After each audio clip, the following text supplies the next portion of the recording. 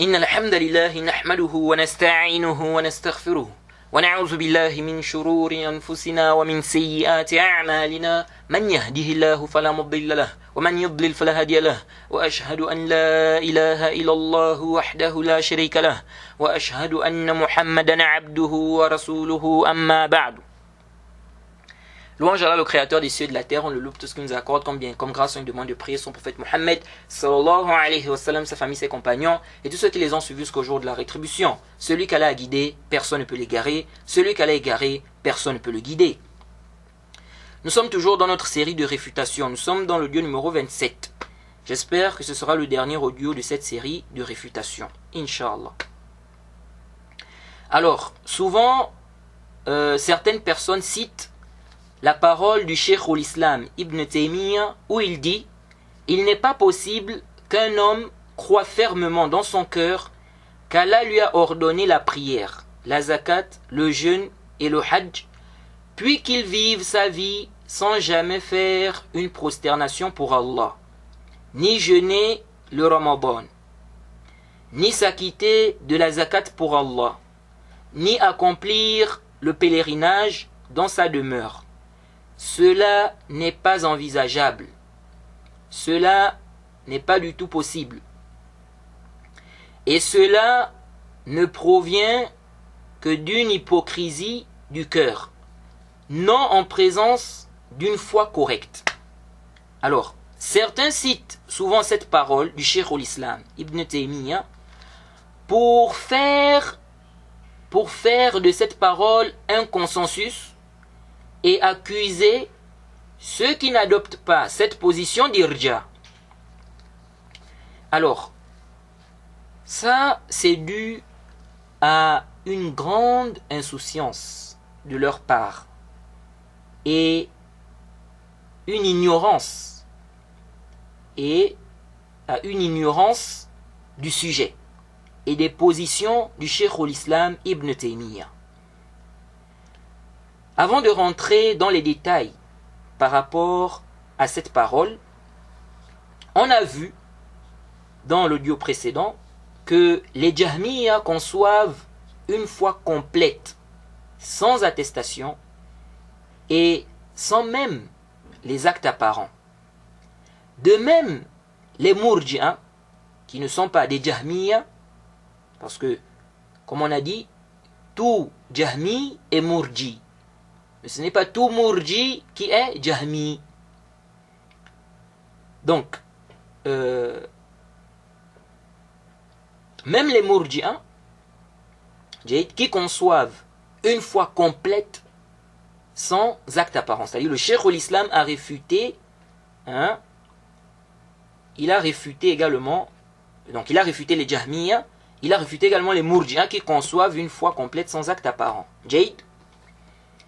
Et on a vu cela, on a vu que les Murji'a et les Jahmiyyah conçoivent une foi complète sans acte apparent. Alors, les gens de la Sunna les ont réfutés. Et parmi ceux qui ont le plus réfuté ces deux sectes-là, on a le Cheikh al-Islam Ibn Taymiyyah. Et il leur faisait comprendre qu'on ne peut pas avoir une foi complète sans acte apparent. Et il faisait comprendre aux Jahmiyyah qu'on ne peut pas avoir une foi complète sans attestation. Sans attestation, sans rien. Et on a vu quelques paroles du Cheikh al-Islam Ibn Taymiyyah allant dans ce sens-là. Alors, chez les gens de la Sunna, l'absence d'attestation de foi, le fait que la personne refuse d'attester est une preuve claire qu'elle n'a pas la foi dans le cœur. Intabihu. Ça, c'est par consensus. C'est par consensus des gens de la Sunna. Et chez les gens de la Sunna, il y a des paroles que si tu prononces ça montre clairement que tu n'as pas la foi. Que tu n'as pas la foi dans ton cœur. Jayd. parmi ces paroles, par exemple, le fait d'insulter Allah, le fait d'insulter le prophète, insulter la religion, alors ça montre que tu n'as pas la foi dans ton cœur. Soit tu as un problème au niveau de l'approbation, soit tu as un problème au niveau des œuvres du cœur. Donc soit tu as un problème au niveau de la croyance, soit tu as un problème au niveau des œuvres du cœur. Donc, chez les gens de la sunna, il y a des paroles que si tu prononces ça, ça montre que tu n'as pas la foi. On a des actes aussi que si tu poses ça, ça montre clairement que tu n'as pas la foi. Et ces actes-là sont nombreux. Par exemple, piétiner le Coran volontairement, tout en sachant que c'est le Coran qui est là. Tu piétines ça.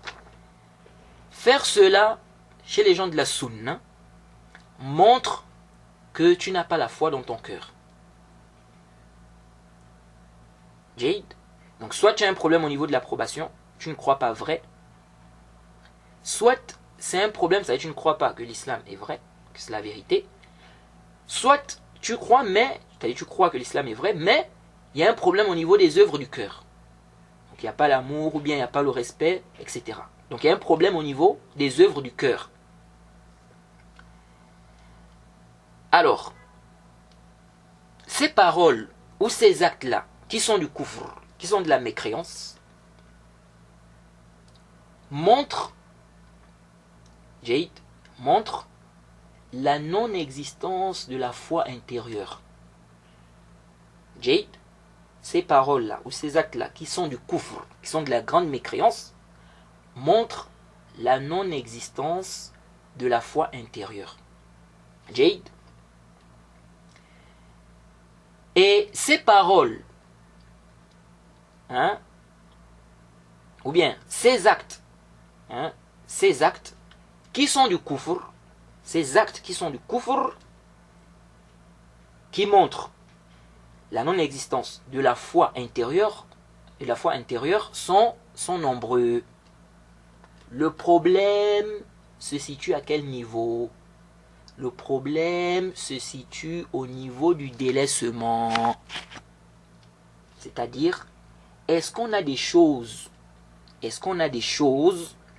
dont le délaissement est une preuve claire de la non-existence de la foi intérieure?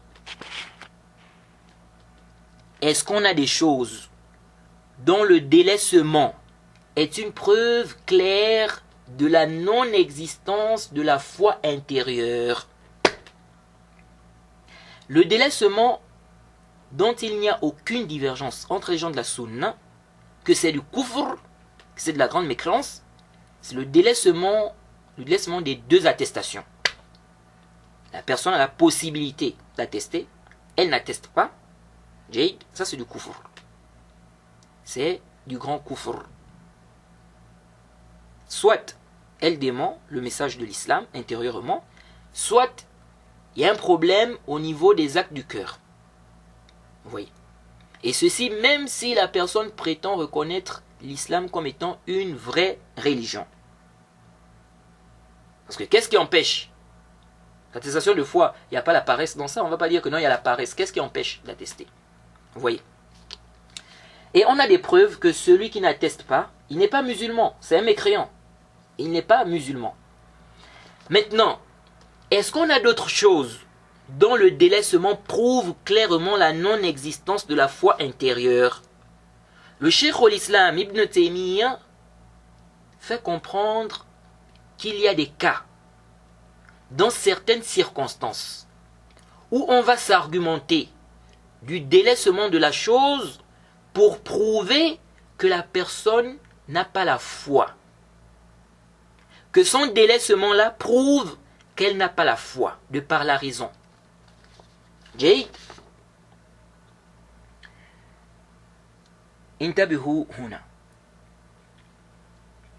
Donc, cette chose, de par sa forte indication, sera classé comme le délaissement de la shahada. C'est-à-dire que la personne sera jugée mécréante du fait d'avoir délaissé ça. Comme la personne est jugée mécréante du fait d'avoir délaissé l'attestation de foi. Mais il fait comprendre que ce n'est pas un acte précis, mais c'est par rapport à certaines circonstances. C'est par rapport à certaines circonstances. Il dit ceci en réfutation au Murji'a dans le Majmou' al-Fatawa au tome 7 à la page 556. Il dit ceci. Il dit فإن من صدق الرسول وأبغضه وعاداه بقلبه وبدنه فهو كافر قطعا بالضرورة. Il dit, celui qui croit que le prophète est véridique, il croit au prophète, c'est-à-dire croit qu'il est véridique, et il le déteste, et le combat avec son corps, il dit celui-là est mécréant sans aucun doute. C'est comment il va détester le prophète, combattre le prophète, et puis on va dire qu'il est croyant. Non. Il dit celui-là est mécréant il est mécréant sans aucun doute. Il dit وإن أدخلوا أعمال القلوب في الإيمان كالحب والتعظيم وما إلى ذلك أخطأوا أيضا في إخراج العمل الظاهر منه لامتناع قيام الإيمان بالقلب أي الحب والتعظيم من غير حركة بدن وليس المقصود هنا ذكر عمل معين بل من كان مؤمنا بالله ورسوله بقلبه الإيمان الذي هو التصديق والحب والتعظيم هل يتصور إذا رأى الرسول وأعداءه يقاتلونه وهو قادر على أن ينظر إليهم ويحض على نصر الرسول بما لا يضره هل يمكن مثل هذا في العادة إلا أن يكون منه حركة ما إلى نصر الرسول فمن المعلوم أن هذا ممتنع Le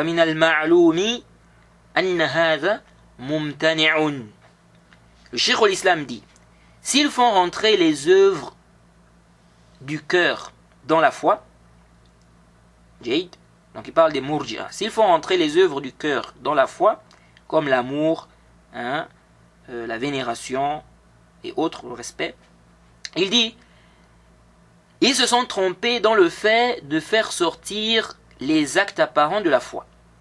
Donc s'ils font rentrer les œuvres du cœur dans la foi, ils se sont trompés dans le fait de faire sortir les actes apparents de la foi. Il dit, car il est impossible qu'il y ait la foi dans le cœur, c'est-à-dire l'amour, la vénération, sans mouvement du corps. Ensuite il dit, écoutez, donc le Cheikh al-Islam dit, il est impossible qu'il y ait la foi dans le cœur sans mouvement du corps. Il dit, le but ici n'est pas de mentionner un acte précis. Le but ici n'est pas de mentionner un acte précis. Il dit, mais celui-là qui est croyant, donc là il donne un exemple. Donc comme j'ai expliqué, c'est-à-dire que le Cheikh al-Islam fait comprendre en fait qu'il y a des circonstances où le délaissement de la chose montre qu'il n'y a pas la foi. que celui qui a la foi, n'est-ce pas, ne peut pas délaisser tel ou tel acte. Jade. Donc, il faut comprendre qu'il y a des circonstances comme ça. Il dit, le but n'est pas de citer un acte précis. Maintenant, il donne un exemple. Il donne un exemple. Il dit, mais celui-là qui est croyant en Allah, Jade, celui qui est croyant en Allah, celui qui croit en Allah et son messager, avec son cœur, la foi, ou bien d'une foi qui est donc l'approbation, l'amour, la vénération, il dit, est-ce qu'on peut concevoir qu'il voit le messager? Jade, il voit le messager. Ses ennemis, n'est-ce pas, sont en train de le combattre. Et il peut l'aider, le soutenir, sans qu'on ne lui cause du tort.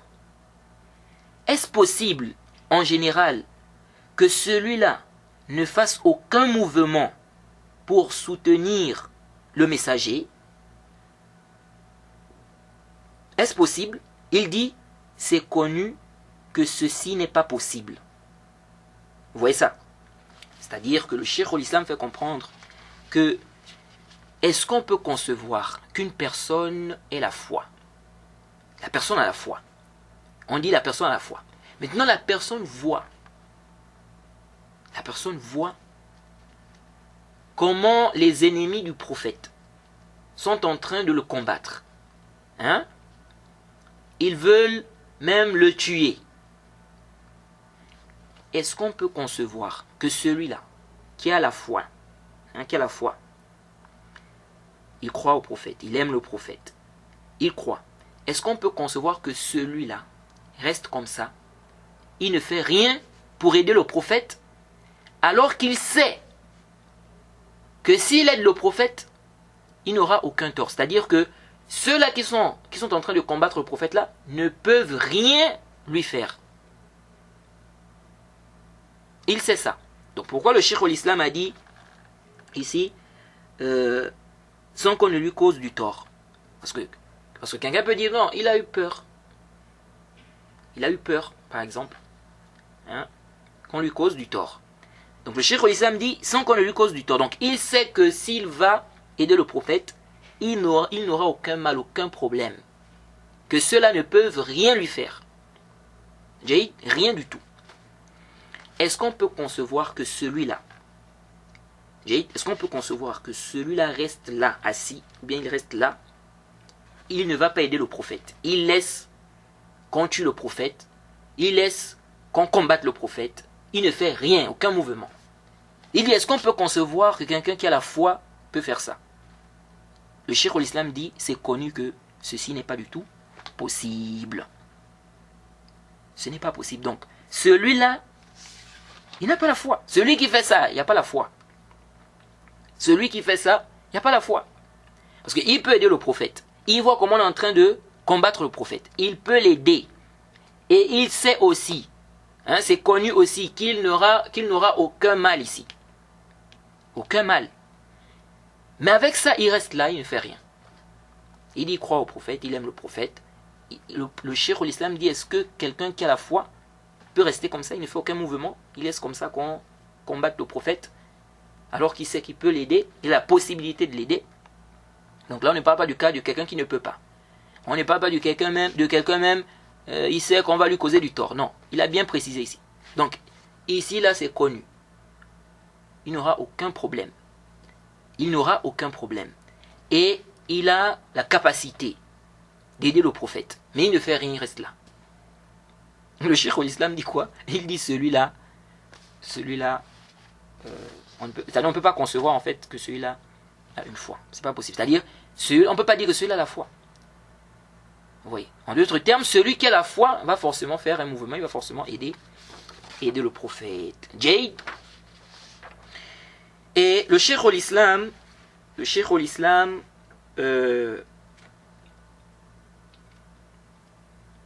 dit ceci. ولهذا تنازع العلماء في التكفير من يترك شيئا من هذه الفرائض الأربع بعد الإقرار بوجوبها، فأما الشهادتان إذا لم يتكلم بهما مع القدرة فهو كافر باتفاق المسلمين، وهو كافر باطنا وظاهرا عند السلف الأمة وأئمتها وجماهير علمائها. وذهبت طائفة من المرجئة وهم جهمية المرجئة كجهم والصالحية وأتباعهما إلى أنه إذا كان مصدقا بقلبه كان كافرا في الظاهر دون الباطن. وقد تقدم التنبيه على أصل هذا القول، وهو قول مبتدع، وهو قول مبتدع في الإسلام لم يقله أحد من الأئمة. وقد تقدم أن الإيمان الباطن يستلزم الإقرار الظاهر بل وغيره، وأن وجود الإيمان الباطن تصديقا وحبا وانقيادا بدون الإقرار الظاهر ممتنع. Le Cheikh l'Islam dit: c'est pourquoi les savants ont divergé concernant celui qui délaisse quoi que ce soit de ces 4 obligations. Donc il parlait des 4 piliers, la prière, la zakat, le jeûne, le hajj. Il dit, après avoir reconnu leur caractère obligatoire, quant aux 2 attestations, celui qui ne les prononce pas alors qu'il peut le faire est un mécréant par consensus des musulmans. Il est mécréant intérieurement et extérieurement chez les salafs de la communauté et leurs imams et la majorité de leurs savants. Un groupe de murji'a qui sont, n'est-ce pas, les jahmiyatul murji'a, tels que Jahm et Salihiyya et leurs suiveurs ont dit,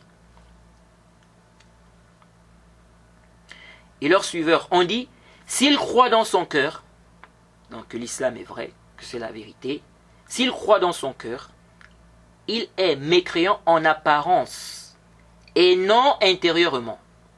Il dit, on a déjà parlé de la base de cette parole. C'est une parole innovée dans l'islam. Aucun imam n'a dit cela. Et on a déjà expliqué que la foi intérieure implique l'attestation apparente. Notez bien, Cheikh l'Islam dit, on a déjà expliqué que la foi intérieure implique l'attestation apparente. D'ailleurs, elle implique autre que cela. Vous voyez ça? Il dit, on a déjà expliqué que la foi intérieure implique l'attestation apparente. D'ailleurs, elle implique autre que cela. Il a déjà donné un exemple, comme le fait de soutenir le prophète. Cette foi intérieure implique cela. Dans la situation où on a, la situation que le Cheikh l'Islam a évoquée.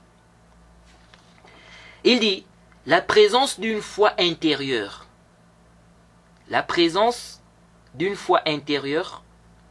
approbation, amour, soumission, sans attestation apparente, est impossible. Ce n'est pas du tout envisageable. Fin de citation. Vous voyez? Donc ça c'est clair. Maintenant, est-ce que en dehors du délaissement des 2 attestations et le fait d'aider le prophète, donc le délaissement, donc le fait d'aider le prophète, donc délaisser le fait d'aider le prophète, est-ce que en dehors du délaissement des 2 attestations et cela, donc le fait d'aider le prophète, est-ce qu'il y a une chose que le fait d'aider le prophète dans la situation qu'on a évoquée, est-ce qu'il y a une chose que si on délaisse ça, on est mécréant et qu'on va dire la même chose ici, qu'on ne peut pas avoir la foi et délaisser ça? Est-ce qu'il y a une chose comme ça aussi? Pour le Cheikh l'Islam, oui. Il y a le délaissement de la prière. Et ceci dans certaines circonstances. C'est pas de manière absolue comme ça aussi. Et ceci dans certaines circonstances. Parce que le cheikh l'islam ne rend pas mécréant celui qui prie de temps en temps, qui délaisse sa prière de temps en temps. Vous voyez. Donc pour le cheikh l'islam, oui, il y a le délaissement de la prière. Mais ceci dans certaines circonstances. C'est-à-dire, il y a certaines circonstances, il y a certains cas où le délaissement de la prière va devenir quoi? C'est-à-dire, ça va être considéré comme étant de la grande mécréance. Et ça va être la preuve que la personne n'a pas la foi dans son cœur. Jade. Donc pour le cheikh l'islam, oui, il y a le délaissement de la prière. Ceci dans certaines circonstances. Comme celui qui préfère se faire tuer au lieu de prier. Celui-là, il est mécréant. Jade, son délaissement de la prière ici est une preuve claire, n'est-ce pas, qu'il n'a pas la foi. C'est comment il va préférer mourir au lieu de prier. Quelqu'un, si on décide seulement de le frapper, on lui dit on te frappe, soit tu pries, soit on te frappe, il va prier. Alors que dire de tuer? On dit si tu ne pries pas, on te tue. Et lui, il préfère qu'on le tue. Vous voyez? Est-ce qu'un croyant, celui qui croit, il va accepter qu'on le tue au lieu de prier? La prière, c'est combien de minutes? Vous voyez? Et on avait déjà parlé de cette question-là, la question de celui qui préfère se faire tuer. Celui qui préfère se faire tuer au lieu de prier. Alors, suivez attentivement. Suivez attentivement. Ensuite, le cheikh l'islam a parlé de celui qui renie les 4 obligations. Il a dit celui-là était mécréant. Donc après avoir évoqué ce qu'on a évoqué là comme propos du cheikh l'islam. Après, il a parlé de celui-là maintenant qui renie. Parce qu'il a parlé de celui qui délaisse l'attestation. Il a expliqué que celui-là, il est mécréant. Et il a réfuté, n'est-ce pas, les Jahmi et tout. Ensuite, il parle maintenant de celui qui renie. Celui qui renie le caractère obligatoire des 4 piliers. La prière, zakat, le jeûne, le hajj. Il a expliqué que celui-là est mécréant. Et ça, c'est par consensus des savants de la sunna. Puis, il poursuit. Il dit ceci. Il poursuit, il dit ceci.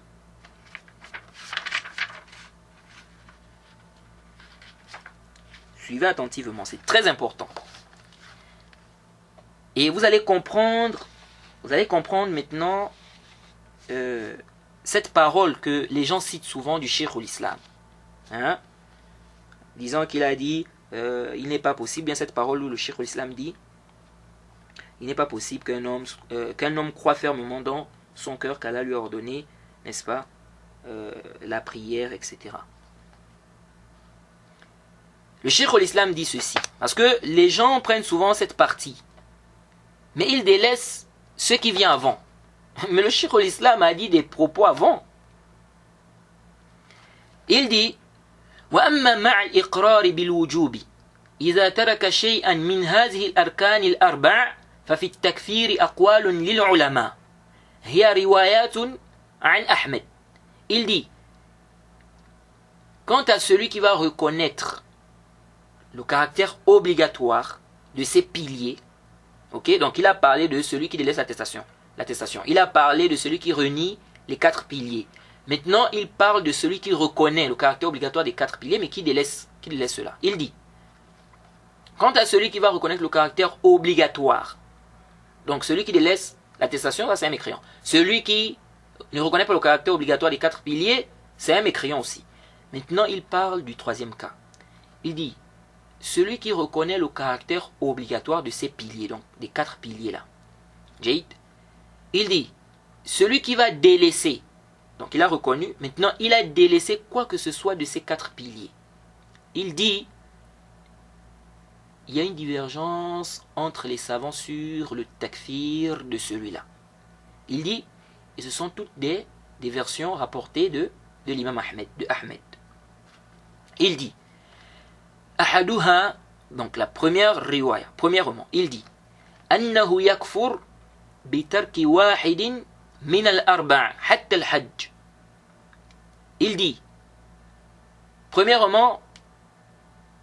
celui qui délaisse un des 4 piliers, il est mécréant. Il dit même le hajj. Il dit même le hajj. Il dit فَمَتَى عَزَمَ عَلَى تَرْكِهِ بِالْكُلِّيَّ كَفَرْ. Il dit du moment où il va prendre la ferme résolution de délaisser le hajj totalement, Jayd, il a mécru, il devient mécréant. Il dit وَهَذَا قَوْلُ طَائِفَةٍ مِنَ السَّلَفِ وهي إحدى الروايات عن أحمد اختارها أبو بكر. Il dit, ça c'est la parole d'un groupe des salaf. Donc c'est un avis des salaf. Le Cheikh al-Islam dit, c'est la parole d'un groupe des salaf. Il dit, c'est une riwaya de l'imam Ahmed. Et ça a été choisi par Abu Bakr. Il dit, وَالثَّانِي أَنَّهُ لَا يَكْفُرُ بِتَرْكِ شَيْءٍ مِّن ذَلِكَ مَعَ الْإِقْرَارِ بِالْوُجُوبِ.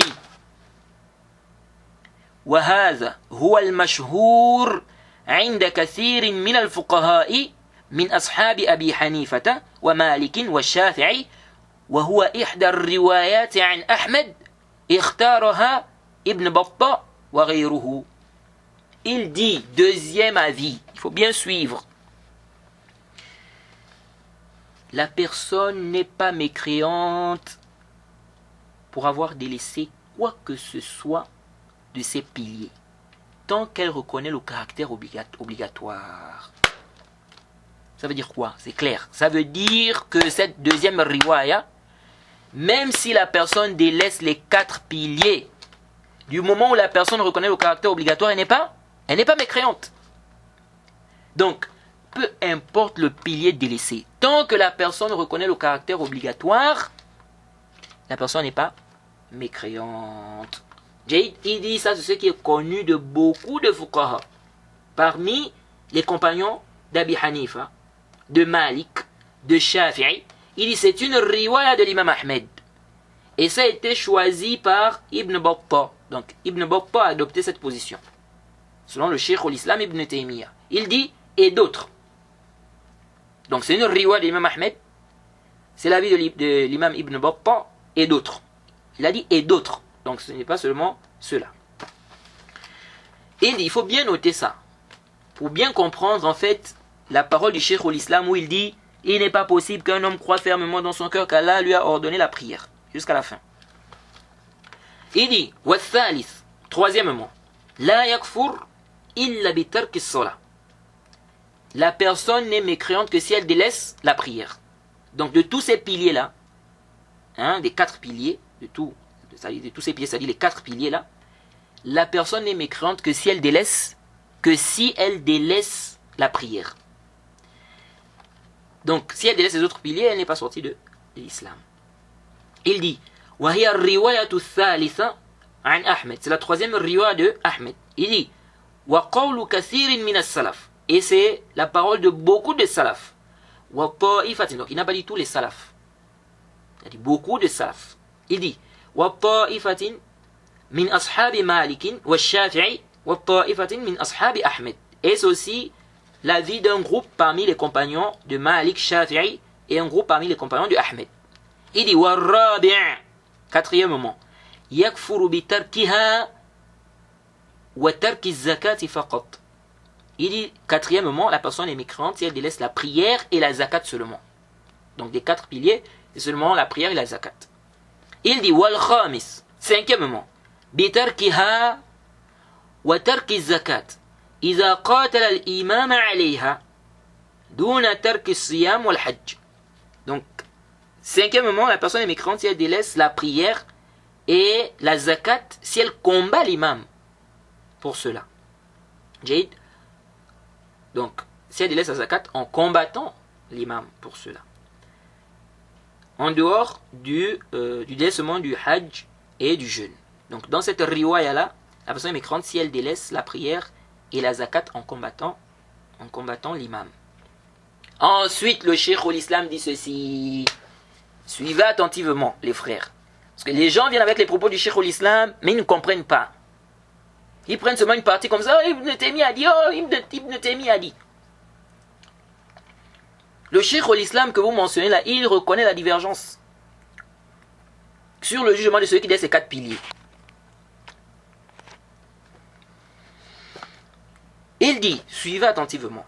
Je vous ai dit de bien noter le deuxième avis qu'il a mentionné.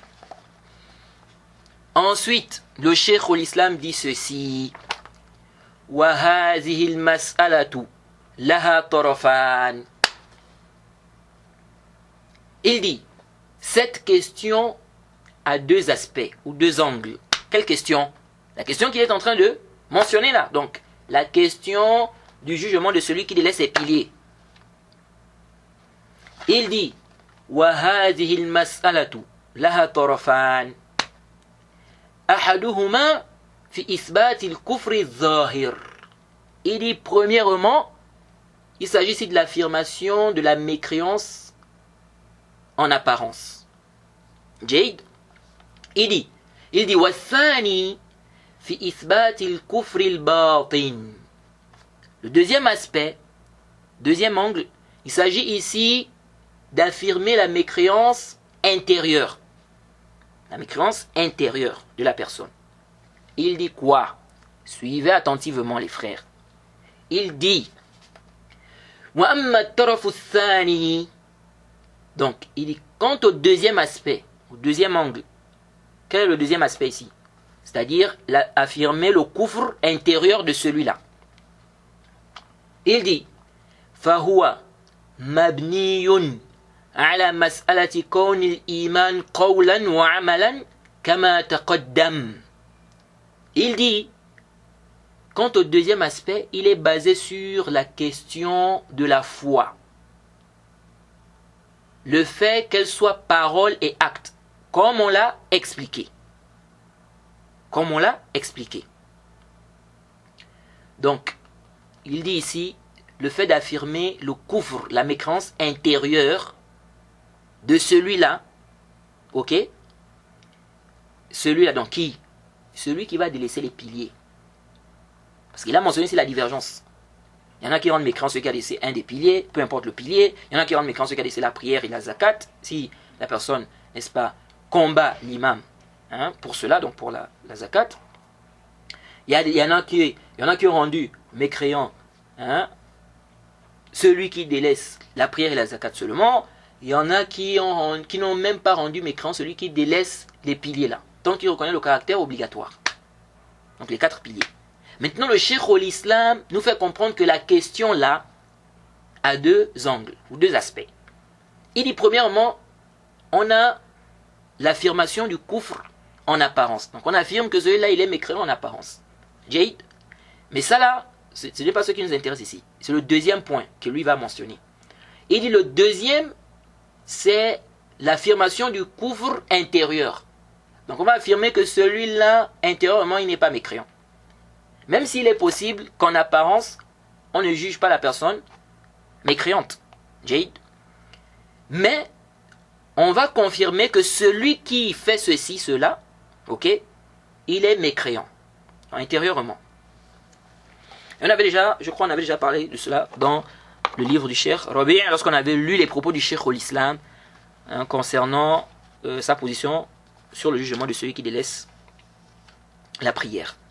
Alors, ce qui nous intéresse ici, c'est le deuxième aspect. Il dit, ce deuxième aspect-là, donc, affirmer donc la mécréance intérieure, il dit ça, c'est basé sur la question de la foi. Le fait qu'elle soit parole et acte, comme on l'a expliqué. Maintenant, il dit, c'est là maintenant où il dit. وَمِنَ الْمُمْتَنِعِ. Ah, vraiment, qu'Allah nous accorde la bonne compréhension de sa religion, la bonne compréhension des paroles des savants.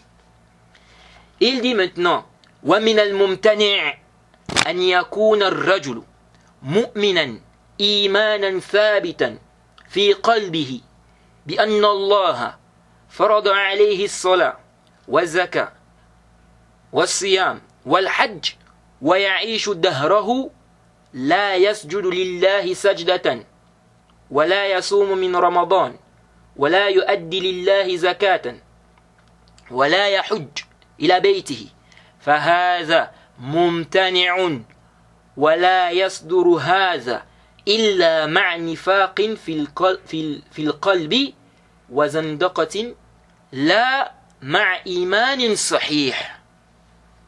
Le Cheikh al-Islam dit, il faut bien suivre, parce que c'est en comprenant depuis le début qu'on comprend très bien.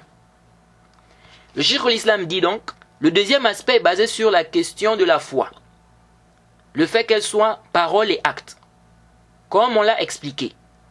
Il dit, il n'est pas possible, c'est à la suite de ça qu'il dit, il n'est pas possible qu'un homme croit fermement dans son cœur qu'Allah lui a ordonné la prière, la zakat, le jeûne et le hajj, puis qu'il vive sa vie sans jamais faire une prosternation pour Allah, ni jeûner le ramadan, ni s'acquitter de la zakat pour Allah, ni accomplir le pèlerinage dans sa demeure. Cela n'est pas envisageable et cela ne provient que d'une hypocrisie du cœur, non en présence d'une foi correcte. Qui a compris quelque chose ici? Pourquoi le Cheikh al-Islam dit cette parole? Pourquoi le Cheikh al-Islam mentionne ça? Le frère Elenga, je vais d'abord prêter, je vais emprunter, je voulais dire, je vais emprunter ton expression. C'est révélateur ici. Pourquoi le Cheikh al-Islam amène ça? Qui a dit ça? Qui a dit que non, quelqu'un va délaisser la prière, la zakat, le jeûne, le hajj, et il est croyant? Il ne sort pas de l'islam. Qui a dit ça? Justement, c'est la deuxième riwaya. La deuxième riwaya qu'il a mentionnée là, qui est une riwaya, n'est-ce pas, de l'imam Ahmed, et qui a été choisie par Ibn Battah, selon ce qu'il a mentionné. Ce sont eux qui ont dit ça. Et donc le Cheikh al-Islam vient réfuter, il réfute, il dit que ce n'est pas possible. Regardez, il a cité seulement les 4 piliers. Il a cité la prière, la zakat, le jeûne, le hajj. Écoutez bien, il dit bien ici, il dit وَمِنَ الْمُمْتَنِعِ أَنْ يَكُونَ الرَّجُلُ مُؤْمِنًا إِيمَانًا ثَابِتًا فِي قَلْبِهِ بِأَنَّ اللَّهَ فَرَضَ عَلَيْهِ الصَّلَاةَ وَالزَّكَاةَ وَالصِّيَامَ وَالْحَجَّ وَيَعِيشُ دَهْرَهُ لَا يَسْجُدُ لِلَّهِ سَجْدَةً ولا يصوم من رمضان ولا يؤدي لله زكاة ولا يحج إلى بيته فهذا ممتنع ولا يصدر هذا إلا مع نفاق في القلب وزندقة لا مع إيمان صحيح. Il n'est pas possible qu'un homme croit fermement dans son cœur qu'Allah a ordonné la prière, la zakat, le jeûne et le hajj. Il a cité les 4 piliers. Pourquoi il cite ça? Puis qu'il vive sa vie, puis qu'il vive sa vie sans jamais faire une prosternation pour Allah, ni jeûner le ramadan, ni s'acquitter de la zakat pour Allah, ni accomplir le pèlerinage dans sa demeure, cela n'est pas envisageable et cela ne provient que d'une hypocrisie du cœur, non en présence d'une foi correcte. Pourquoi le Cheikh al-Islam mentionne ça? Justement, c'est parce qu'il est en train de réfuter l'autre avis. Donc le Cheikh al-Islam ici confirme la divergence, oui ou non? Il confirme la divergence, c'est-à-dire qu'il y a des savants qui ont vu que celui qui délaisse les 4 piliers rassemblés, il n'est pas sorti de l'islam. Mais le Cheikh al-Islam, lui, n'est pas d'accord avec cette position. C'est pourquoi à la fin, il vient réfuter ça. Il vient réfuter ça. Il dit ce n'est pas possible que quelqu'un délaisse la prière, la zakat. Quelqu'un sait qu'Allah a obligé, on a obligé, on lui a ordonné la prière, la zakat, le jeûne, le hajj, et puis il n'accomplit pas. Il n'accomplit ni la prière, ni la zakat, ni le jeûne, ni le hajj. Le Cheikh al-Islam dit ça, c'est pas possible. Donc là, le Cheikh al-Islam est en train de réfuter l'avis disant que celui qui délaisse ces 4 piliers, n'est-ce pas, il reste croyant. Parce que où est le lien? Pourquoi il ramène ça ici? Pourquoi il ramène ça ici? Qui a dit ça? Qui a dit ça? C'est-à-dire, il quitte ici, il mentionne d'abord la divergence. Ok? Les riwayat. Après, il vient lui dire, cette question est basée sur... cette question a 2 aspects. Il dit la confirmation du kufr, n'est-ce pas, de manière apparente. Ensuite, l'affirmation du kufr intérieurement. Et il dit ce deuxième aspect-là est basé sur la question de la foi. Le fait que la foi soit parole et acte. Après, il commence à dire, il n'est pas possible que quelqu'un soit, n'est-ce pas, croyant, qu'il a une foi ferme dans le cœur, etc. Mais pourquoi? Où est le rapport? Où est le rapport? Le rapport, justement, est là. C'est parce que le Cheikh al-Islam veut réfuter la vie là. L'avis qui dit que celui qui délaisse ces 4 piliers, il ne sort pas de l'islam. Il veut réfuter cet avis-là. C'est un avis des gens de Bid'a? Non, c'est un avis des salaf. Il a mentionné ça, il riwaya de l'imam Ahmed. Il dit même qu'Ibn Battah a choisi ça. Et il a dit d'autres. Il a dit aussi c'est un avis. C'est-à-dire ça a été choisi par d'autres. D'autres gens de science. Donc c'est clair ou pas? C'est clair. Donc vous citez la parole du Cheikh al-Islam. C'est-à-dire quand vous venez avec cette parole-là, parce que il cite ça, beaucoup citent ça pourquoi? Il y en a qui citent ça pour taxer d'irja, pour accuser d'irja ceux-là qui ne rentrent pas mécrans, ceux qui disent ces 4 piliers. Mais le Cheikh al-Islam, vous citez la parole du Cheikh al-Islam, le Cheikh al-Islam confirme la divergence. Juste avant de mentionner cette réfutation-là, il a mentionné la divergence. Maintenant, après, il vient réfuter. Il vient maintenant réfuter l'autre avis. Donc, il dit pourquoi lui voit que c'est pas possible. C'est sa position.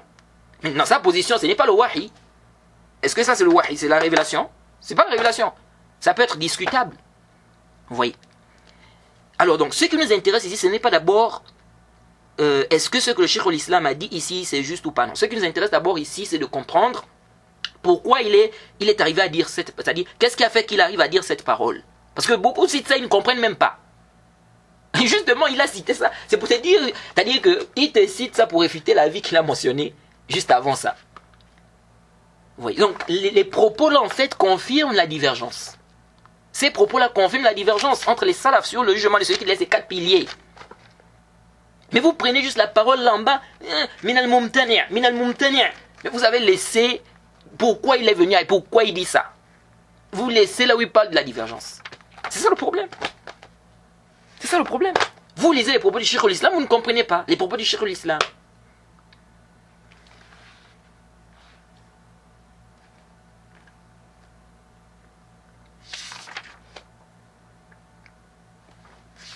Ensuite, qu'est-ce qui s'est passé même?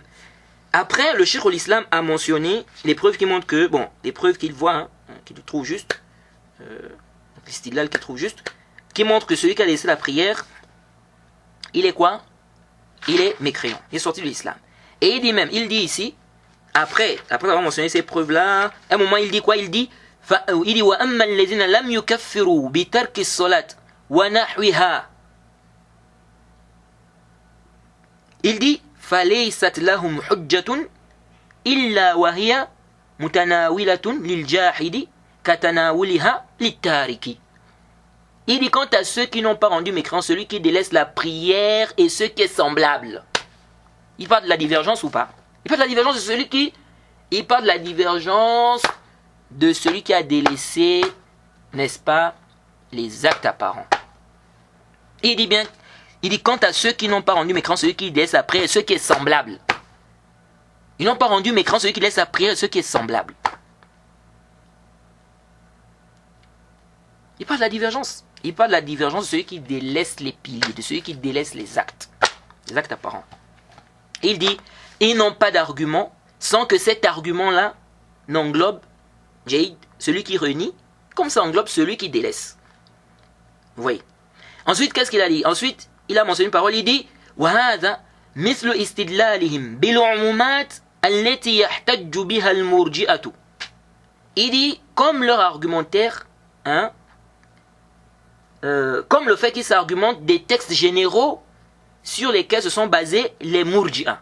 Comme la parole, il dit, comme la parole où on dit celui qui a attesté qu'il n'y a aucune divinité digne d'adoration en dehors d'Allah, que Mohammed est son messager, etc., il va entrer au paradis. Donc là, il parle des textes qui parlent des mérites de la ilaha illallah. Donc que celui qui a attesté va entrer au paradis, que celui qui a attesté va entrer au paradis. Donc, ici, intabihu, il faut réfléchir. Le Cheikh al-Islam dit quoi ici? Il dit comme le fait qu'ils s'argumentent des textes généraux sur lesquels se sont basés les murji'a. Bien comme leur argumentaire là, des textes généraux sur lesquels se sont basés les murji'a. Ensuite, il a mentionné ça. Ça veut dire que ceux-là qui se sont argumentés de ces textes-là sont des murji'a ou ce ne sont pas des murji'a? C'est clair que ce ne sont pas des murji'a. Parce qu'il dit bien, il dit ici, comme leur argumentaire des textes généraux, sur lesquels se sont basés les murji'a. Donc ça veut dire que ceux-là qui se sont argumentés des textes généraux là ne sont pas des murji'a. Parce qu'il a bien fait la différence. Mais si c'était des murji'a, pourquoi il dit comme leur argumentaire des textes généraux sur lesquels se sont basés les murji'a? Sur lesquels se sont basés les murji'a. Donc ça veut dire que ceux-là qui ont pris ces textes-là ou qui se sont argumentés de ces textes-là sont des murji'a ou pas? Ce ne sont pas des murji'a. Ce sont des gens de la sunna, mais qui se sont argumentés, donc, d'après ce que le Cheikh al-Islam dit ici, qui se sont argumentés des textes sur lesquels se sont basés les Murji'a. Vous voyez, des textes généraux sur lesquels se sont basés les Murji'a. Et ici, là, il a parlé de quoi? Il parlait des textes là où on dit que celui qui dit la ilaha illallah va entrer au paradis, celui qui dit la ilaha illallah, n'est-ce pas? Que Mohammed est le messager d'Allah, que Isa est le serviteur d'Allah, son messager et tout ça, il va entrer au paradis. Vous voyez. Donc en gros, et il dit ce qui est semblable. Donc, il fait allusion ici au texte, n'est-ce pas, qui parle des mérites de la ilaha illallah. Et on a déjà vu comment il faut comprendre ces textes-là. Ok? Donc ça c'est clair. C'est clair que ceux-là ne sont pas des Murji'a.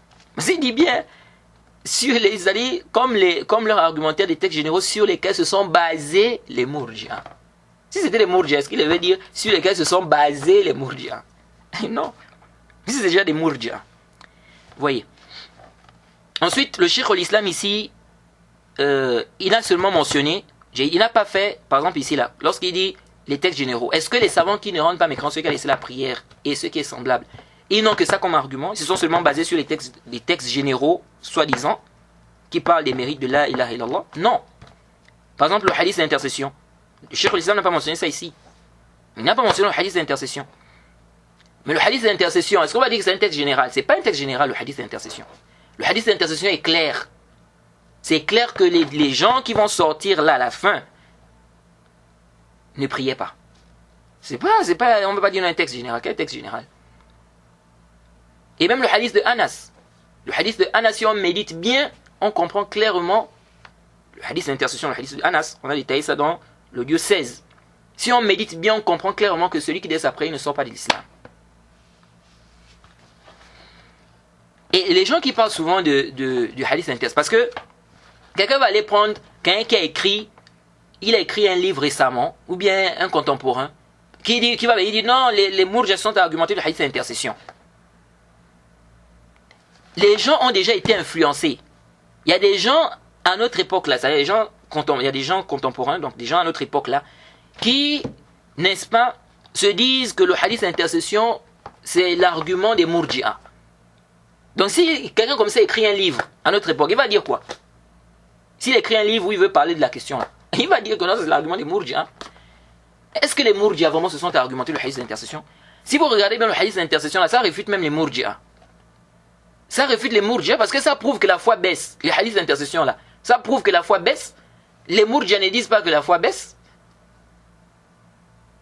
Que la foi qui est dans le cœur baisse et augmente.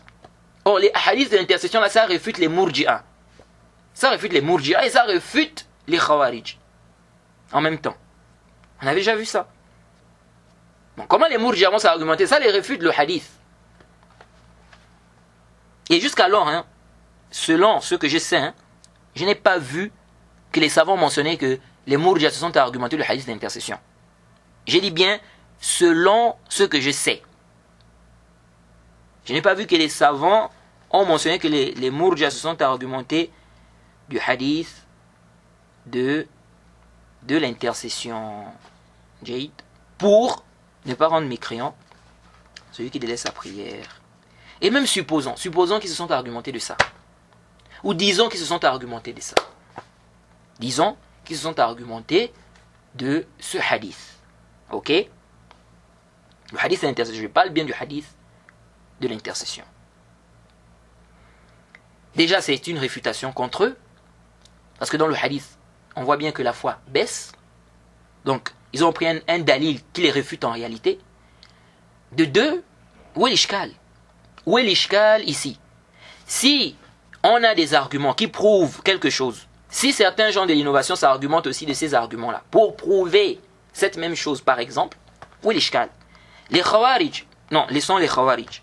Les Murji'a ne rendent pas mécréant celui qui a délaissé. Les Murji'a ne rendent pas mécréant celui qui commet des grands péchés. Jade. Mais les mêmes arguments que les gens de la Sunna citent pour prouver que celui qui commet des grands péchés, tant que ça n'a pas atteint le degré du grand kufr, du grand shirk, que cela ne sort pas l'islam. Ces arguments, les Murji'a ne peuvent pas s'argumenter de ça. Si les Murji'a s'argumentent de ça, on va dire quoi? Que c'est un problème. Ou même d'autres sectes, pas seulement les Murji'a. Si d'autres sectes s'argumentent de ça pour prouver que ceux qui commettent des grands péchés ne sortent pas de l'islam, on dit quoi? On laisse l'argumentaire là parce que il y a des sectes aussi qui se sont argumentés de ça. Non, ce n'est pas comme ça. Ce qui compte, c'est quoi? Ce qui compte, c'est l'istidlal. Est-ce que l'istidlal la tient, oui ou non? Et est-ce qu'il y a des gens de la sunna qui se sont argumentés de ça, oui ou non? C'est ça. Maintenant, si aussi il y a des gens des bid'a aussi qui ont pris ça comme dalil, ça c'est pas le problème. S'il y a des gens des bid'a aussi qui ont pris ça comme dalil, ça c'est leur problème là-bas. Nous, on veut savoir si l'istidlal tient, si l'argumentaire tient. Si ça ne tient pas, réfutons avec science. Réfutons avec science. C'est ça. Si on n'avait aucun savant qui s'était argumenté, aucun savant de la sunna, aucun salaf qui s'était argumenté du hadith de l'intercession, par exemple, hein, et qu'après des années on trouve que les mourjias s'argumentent de ça, là encore ça devait avoir un autre aspect. Vous voyez. Mais on trouve des salafs qui se sont argumentés de ça. Ibn al-Qayyim a mentionné parmi les arguments de ceux qui ne rendent pas mécrans, ceux qui laissent après, il a mentionné le hadith d'intercession. Il a mentionné le hadith d'intercession. Vous voyez. Bref.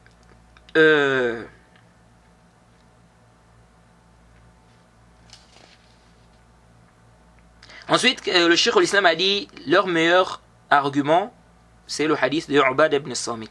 Là où on dit 5 prières qu'Allah a prescrit aux serviteurs et tout. Mais en réalité, ce n'est pas le meilleur argument. Le hadith de l'intercession est plus clair que ça.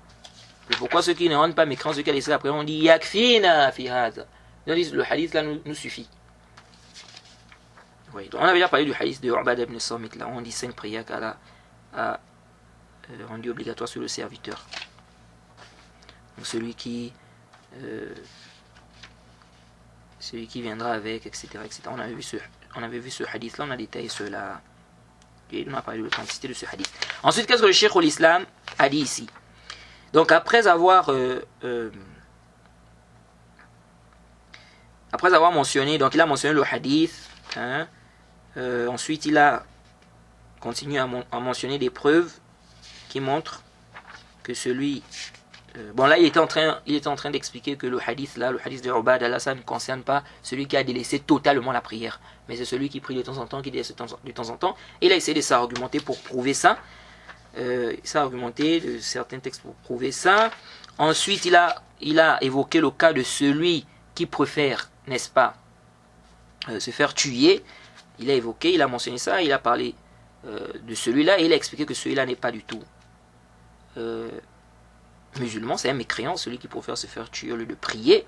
Après, il a évoqué ce que j'avais mentionné, donc il a dit que ceux donc parmi les fuqaha qui se sont abstenus de tuer celui-là, ou qui ont dit qu'on ne tue pas celui-là, il dit se sont basés sur la question de la foi, que les actes ne font partie de la foi. On a déjà dit qu'il s'agit ici des murjiatul fuqaha, car ce sont eux qui disent, n'est-ce pas, que les actes ne font partie de la foi. Et il a expliqué qu'on ne peut pas avoir une foi complète sans acte apparent. Il dit ceci est impossible. Jade.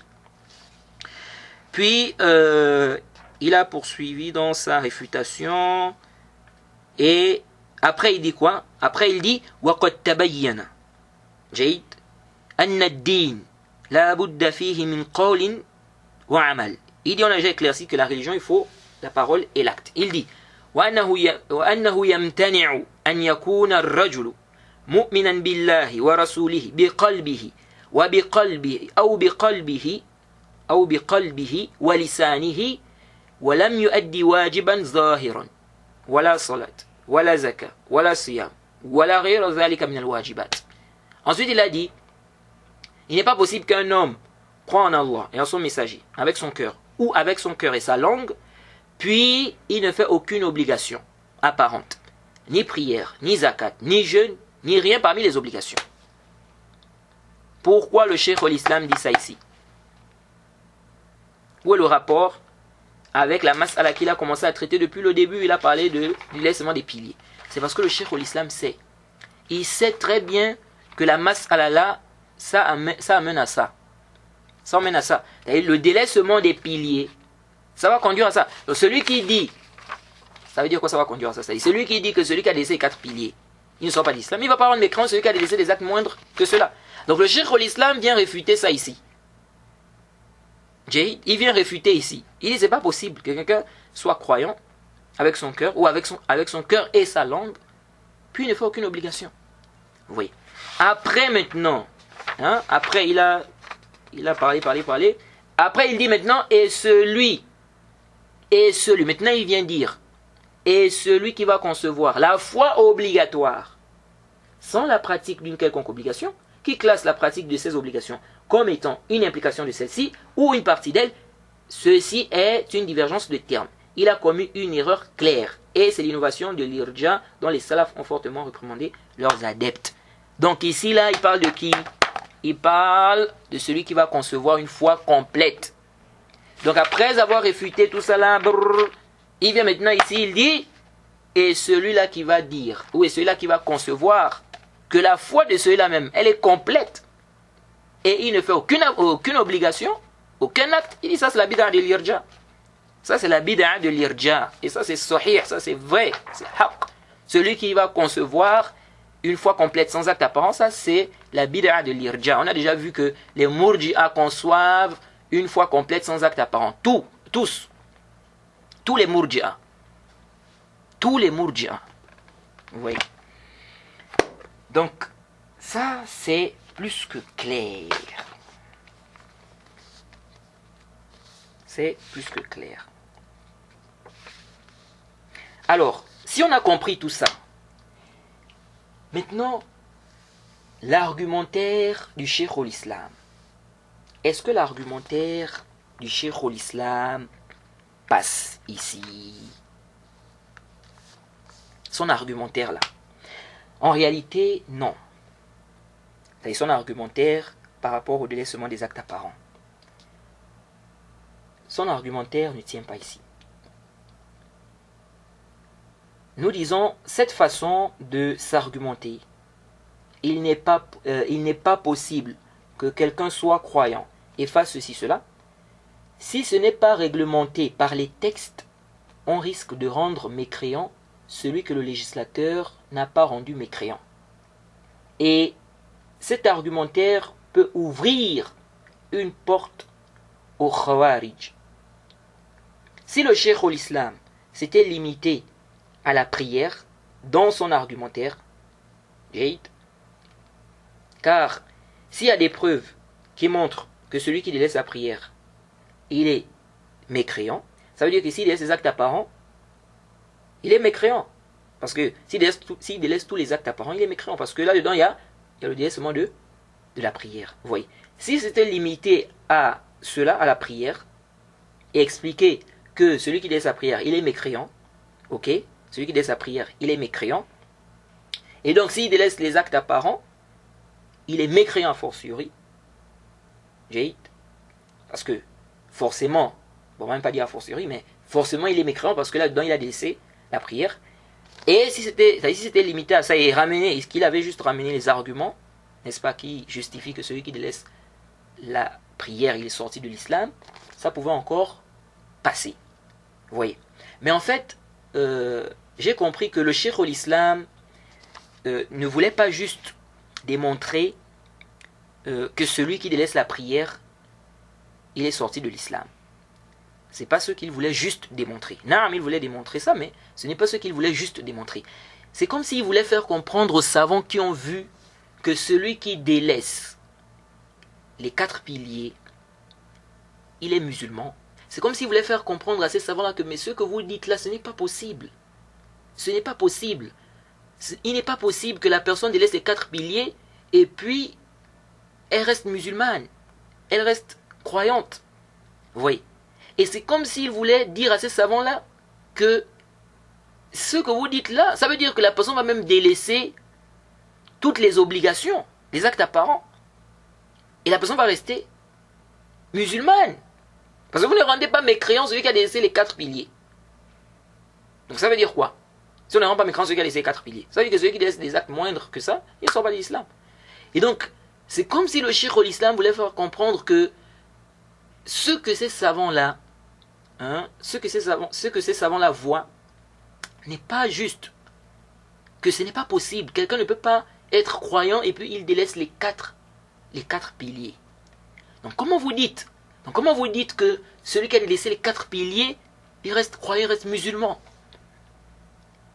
Et comment vous dites que celui qui laisse toutes les obligations, les actes apparents, il reste musulman, il reste croyant? Jade. Donc ce n'est pas possible. Donc, croyant, c'est-à-dire qui est à la base de la foi. Donc le Cheikh al-Islam, donc c'est comme si le Cheikh al-Islam voulait faire comprendre à ses savants que ce n'est pas possible. Que ce n'est pas possible. Donc il a utilisé ce style d'argumentaire. Vous voyez. Et c'est le même style qu'il a utilisé lorsqu'il a parlé, lorsqu'il a réfuté les Jahmiyyah qui conçoivent une foi complète, sans attestation et sans acte apparent. Les Murji'a qui conçoivent une foi complète, sans acte apparent. Il disait ça, que ce n'est pas possible, ce n'est pas possible, ce n'est pas possible, ce n'est pas possible, ce n'est pas possible que quelqu'un soit croyant. Ce n'est pas du tout envisageable. Oui. Donc, ça c'est clair qu'il y a bel et bien une divergence entre les savants. Mais le Cheikh al-Islam, lui, n'a pas été d'accord avec cette position-là. Et donc il a réfuté ça, parce que il voyait que ce n'était pas juste. Donc il a réfuté par rapport à ce qu'il voyait juste. Vous voyez. Donc ça c'est clair. Alors, je disais tantôt que cette façon de s'argumenter, si on ne réglemente pas ça par les textes, on ouvre une porte au khawarij.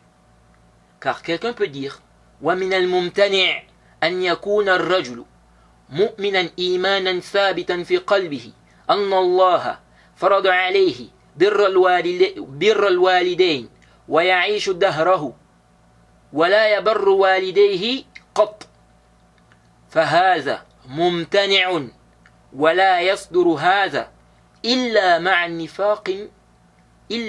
نفاق في القلب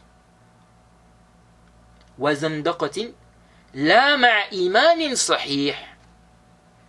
On dit quoi de cela? Quelqu'un peut dire, il n'est pas possible qu'un homme croie fermement dans son cœur qu'Allah lui a ordonné la bienfaisance envers ses parents, le respect envers ses parents, et qu'il vive toute sa vie sans respecter ses parents, sans être bienfaisant envers eux.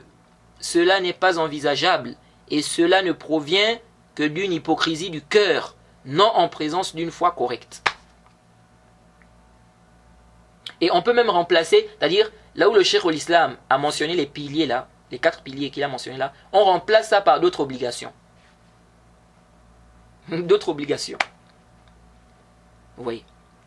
Un khariji peut même dire, c'est-à-dire cette façon de s'argumenter, si on ne réglemente pas ça, en fonction des textes, on ouvre la porte au khawarij. Un khariji peut venir, il dit, il n'est pas possible qu'un homme croit fermement dans son cœur qu'Allah a interdit le zina et qu'il passe toute sa vie dans le zina.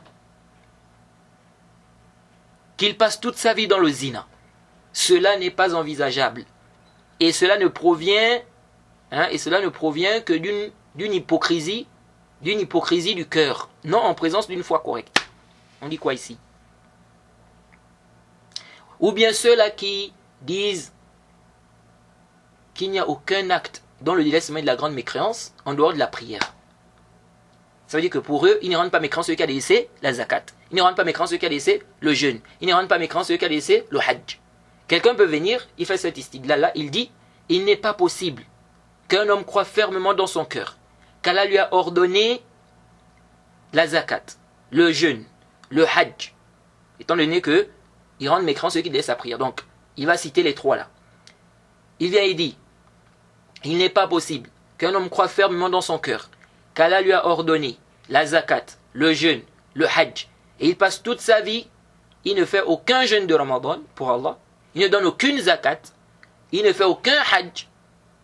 Cela n'est pas envisageable, et cela ne provient que d'une hypocrisie du cœur. D'une hypocrisie du cœur, non en présence d'une foi correcte. On dit quoi ici?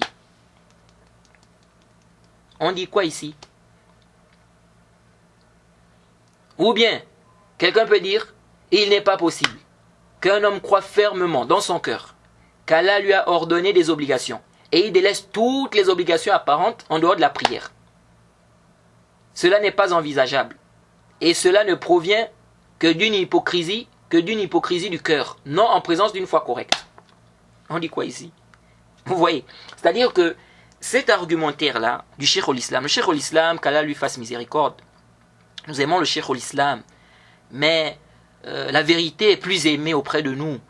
Et ce qui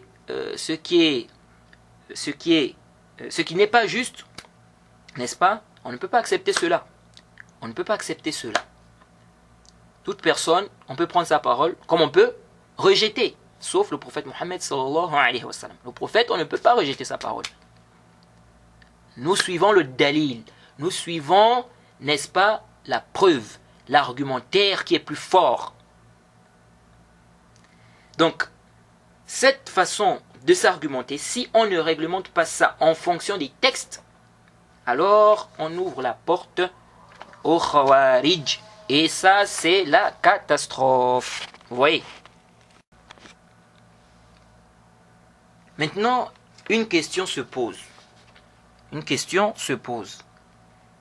Les propos du Cheikh al-Islam, c'est-à-dire ce qu'on a lu du Cheikh al-Islam, est-ce qu'on comprend de ces propos que quelqu'un peut, par exemple, faire l'aumône et délaisser tous les actes apparents et la personne sera considérée comme musulmane chez le Cheikh al-Islam ibn Taymiyyah? Est-ce qu'on peut comprendre des propos du Cheikh al-Islam que si quelqu'un, par exemple, jeûne, mais il délaisse tous les actes apparents, il est musulman chez lui? Alors en réalité, on ne comprend pas cela. Pourquoi? Parce que le Cheikh al-Islam rend mécréant celui qui a délaissé tous les actes, celui qui a délaissé la prière. Celui qui a délaissé la prière. Et bien évidemment, celui qui délaisse tous les actes apparents. Parce que là-dedans, il y a la prière. Donc le Cheikh al-Islam rend mécréant celui qui a délaissé la prière totalement. Celui qui ne prie jamais. Celui qui délaisse totalement la prière. Donc ça montre quoi? Ça montre que chez le Cheikh al-Islam, même si quelqu'un fait l'aumône, s'il délaisse la prière totalement, par exemple il donne la zakat, ok, il délaisse la prière totalement, chez le Cheikh al-Islam, celui-là il est mécréant. Il est mécréant, Jade. Mais il y a quand même l'hypothèse. Même si cette hypothèse est faible, il y a quand même l'hypothèse, quand on regarde son argumentaire, quelqu'un peut dire que c'est comme si le Cheikh al-Islam voit que si la personne vit avec un acte apparent, cette personne-là est musulmane, même si elle a délaissé tous les autres actes apparents. Jade. Il y a cette hypothèse-là, mais c'est une hypothèse qui est faible.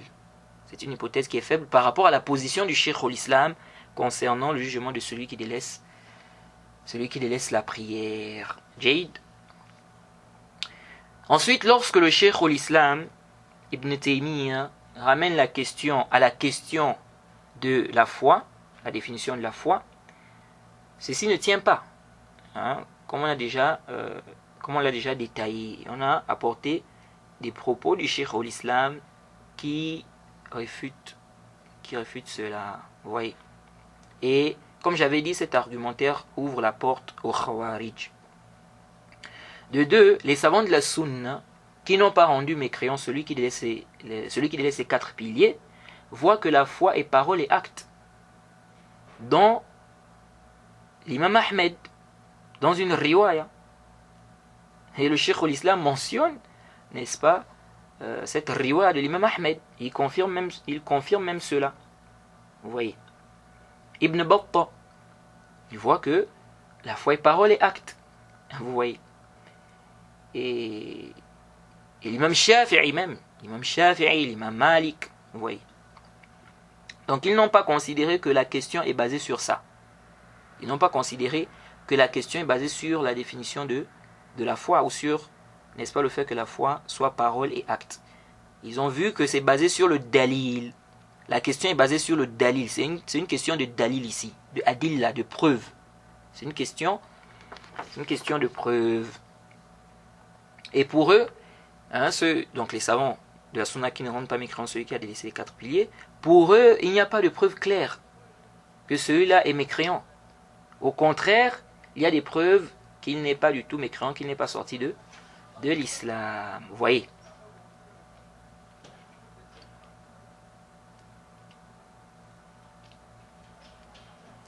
Et ceux-là qui disent que ceux qui ne rendent pas mécréants, ceux qui les laissent, n'est-ce pas, la prière se base sur les textes généraux, ceux qui disent ça, supposons que tous les textes sur lesquels se sont basés ceux qui ne rendent pas mécréants, ceux qui laissent la prière, supposons que tous ces textes-là sont généraux. On suppose, sans exception, c'est-à-dire que tous les textes-là sont généraux. Vous allez restreindre ces textes-là par quoi? Par la parole du Cheikh al-Islam ibn Taymiyyah. Ceci n'existe pas dans les fondements. Ça contredit même les fondements. On ne peut pas restreindre les paroles du prophète, on ne peut pas restreindre les textes par la parole d'un savant. Oui, et ça contredit même les fondements du Cheikh al-Islam ibn Taymiyyah. S'il peut y avoir restriction, c'est par les textes qui parlent de la mécréance de celui qui délaisse la prière. Vous voyez. C'est-à-dire, si il y a des textes qu'on peut prendre pour restreindre ces textes qui sont, selon vous, généraux, s'il y a des textes qu'on peut prendre, n'est-ce pas, qui sont plus en droit, de venir restreindre ces textes qui sont généraux selon vous, ce sont les textes qui parlent de la mécréance, ceux qui laissent la prière. Mais si, maintenant, on ne restreint pas ça avec ces textes-là, et donc, ça veut dire que ces textes généraux vont rester généraux. Ces textes vont rester généraux. Parce que on ne peut pas restreindre ça avec les textes qui parlent de quoi? De la mécréance, celui qui a délaissé la prière. Ça, c'est quoi? Ça, c'est si vous voulez restreindre ces textes-là. C'est-à-dire, si vous voulez restreindre ces textes qui, selon vous, je dis bien selon vous, sont généraux, c'est-à-dire tous ces textes-là sont généraux, sans exception. Si vous voulez restreindre ça, vous ne pouvez pas restreindre ça par la parole du Cheikh al-Islam. Où il dit il n'est pas possible que quelqu'un soit, n'est-ce pas, croyant et tout ça, il délaisse, et c'est qu'Allah a obligé, n'est-ce pas, la prière, la zakat, etc. Et puis il délaisse cela. Vous ne pouvez pas restreindre ces textes-là par cette parole. Parce que ça n'existe pas dans les usul, ça. On ne peut pas restreindre les paroles du prophète par la parole d'un savant. Ça n'existe pas. Donc ça veut dire quoi? Ça veut dire que cette parole, vous ne pouvez pas vous argumenter de ça en fait, pour restreindre les textes qui sont selon vous généraux là. Si vous voulez restreindre ces textes qui sont selon vous généraux, Jade, s'il y a des choses que vous pouvez utiliser pour restreindre ça, c'est quoi? Ce sont les textes qui parlent de la mécréance, ceux qui a délaissé la prière. Maintenant, si vous ne pouvez pas restreindre ça par ces textes-là, ça reste donc, ces textes restent généraux. Mais prendre la parole du Cheikh al-Islam, prendre ça comme un argument et vouloir restreindre les textes généraux, donc les textes qui sont selon vous généraux là, prendre la parole du Cheikh al-Islam pour restreindre ça c'est complètement batil. C'est complètement batilun. Jade. J'espère que j'ai été clair. Jade.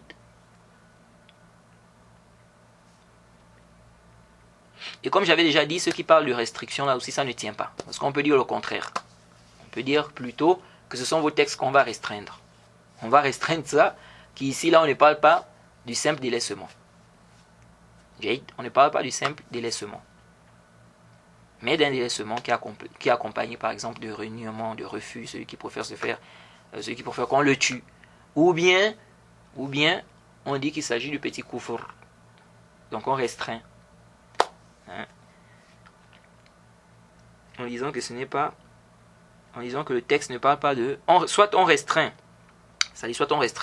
par rapport au délaissement, donc on dit que ce n'est pas tout délaissement, soit on ne parle même pas de restriction ici, on dit que c'est le petit kufr,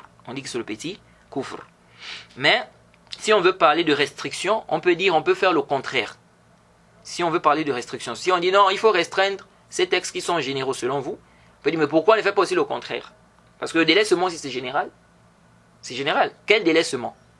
Celui qui a délaissé la prière par oubli, par exemple. Est-ce qu'il rentre dans le texte?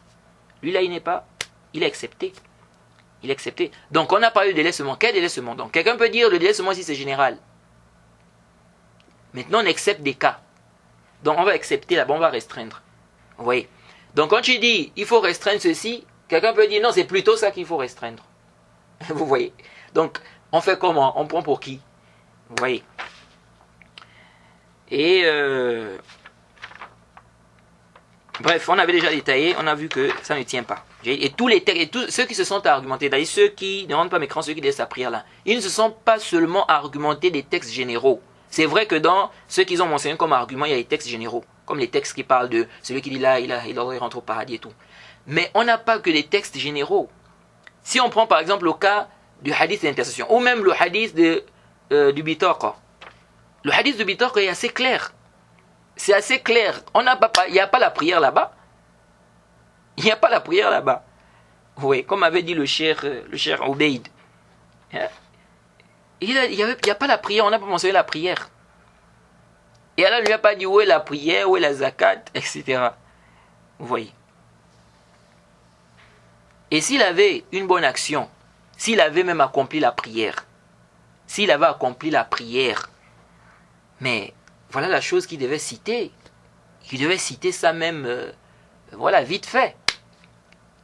Hein? Mais il a dit qu'il n'a pas de bonne action. Vous voyez. Et Allah lui a fait comprendre qu'il avait le tawhid. Vous voyez ça. Et si même, on va même plus loin. Les textes, on a des textes même où on nous dit, où on nous parle de ceux qui nous ont précédés. On dit, on parle de quelqu'un qui nous a précédés, qui n'a fait aucun bien, aucune œuvre, aucun bien sauf le tawhid. Sauf le tawhid. On dit quoi maintenant de ça? On dit sauf le tawhid. Oui. Et le kufr, la foi, le kufr, dans toutes les législations, il n'y a pas de différence. Donc on ne dit pas non, délaisser la prière dans notre législation, c'est du kufr, et délaisser la prière dans les législations qui nous ont précédées, ce n'était pas du kufr. Bien, ce n'est pas du kufr. Non. Ça là, il n'y a pas ça. Le kufr, c'est le kufr. Le tawhid, c'est le tawhid. Jade. Ça, c'est très important à comprendre. C'est très important à comprendre. Et l'imam Mohammed ibn Nasr, il a même expliqué que la prière a été légiférée ça a été légiféré dans toutes les législations. L'imam Mohammed ibn Nasr, dans son livre Ta'zim Qadr as-Salah, il a mentionné ça. Lorsqu'il a réfuté les savants qui ont fait l'analogie, n'est-ce pas, du délaissement des autres piliers avec la prière. Parce qu'il y a des savants qui ont fait l'analogie. Ils ont vu que, comme les autres piliers, on dit que celui qui a laissé ça, il ne sort pas de l'islam. Pour la prière aussi, on doit dire la même chose. Que celui qui a laissé ça, il ne sort pas de l'islam, tant qu'il reconnaît le caractère obligatoire. Vous voyez. Ça, c'est un argument qu'ils ont avancé. Ils ont fait l'analogie. Vous voyez. Les autres piliers, la zakat, le jeûne, le hajj, on dit celui qui a laissé ça, il ne sort pas de l'islam, tant qu'il reconnaît le caractère obligatoire. Vous voyez. Donc, tant qu'il reconnaît le caractère obligatoire, même s'il délaisse ça, il ne sort pas de l'islam. Donc, ils ont dit, c'est la même chose pour la prière. Celui qui délaisse la prière, tant qu'il reconnaît le caractère obligatoire, il ne sort pas de l'islam. L'imam Mohammed ibn Nasr, il a réfuté cette analogie-là. Oui. Et parmi les choses qu'il a évoquées, il a évoqué qu'il y a une différence entre la prière et les autres piliers. Il a expliqué que la prière était légiférée dans toutes les législations. Vous voyez. On s'arrête d'abord ici. Je pensais qu'on allait terminer cette série de réfutations dans avec cet audio. Mais je vois qu'il y a encore des choses à dire. Donc on s'arrête d'abord ici. L'audio prochain, le prochain audio, on va revenir sur la problématique soulevée par le Cheikh al-Islam Ibn Taymiyyah dans sa parole lorsqu'il dit il n'est pas possible qu'un homme croie fermement dans son cœur qu'Allah lui a ordonné la prière, la zakat, le jeûne et le hajj, puis qu'il vive sa vie sans jamais faire une prosternation pour Allah, ni jeûner le Ramadan, ni s'acquitter de la zakat pour Allah, ni accomplir le pèlerinage dans sa demeure. Cela n'est pas envisageable, donc ce n'est pas possible, et cela ne provient que d'une hypocrisie dans le cœur, cela ne provient que d'une hypocrisie du cœur, non en présence d'une foi correcte. Donc on va revenir sur cette parole du Cheikh al-Islam, et on va voir ce qu'on doit retenir en conclusion. On s'arrête ici, on demande qu'Allah nous facilite. Wa subhanaka Allahumma wa bihamdik. وأشهد أن لا إله إلا أنت أستغفرك وأتوب إليك.